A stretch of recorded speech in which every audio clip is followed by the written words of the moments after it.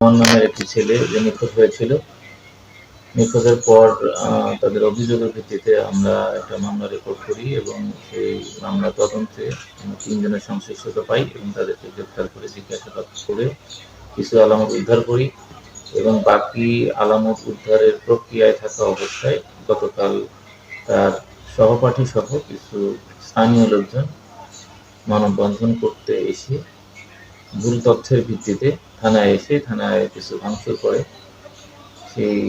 এর পরবর্তীতে আমরা আমাদের তদন্ত কার্যক্রম চলমান থাকে এবং তারই ধারাবাহিকতায় আজকে লাশ উদ্ধার হয়।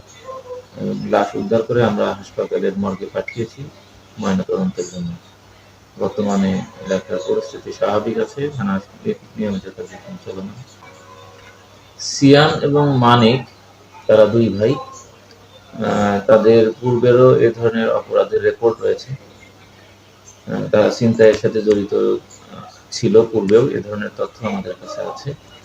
তারা অপরাধ প্রবণ এবং তারা এই ঘটনাটি ঘটিয়েছে।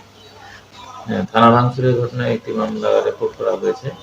এই মামলায় ২ জন আসামি গ্রেপ্তার হয়েছে।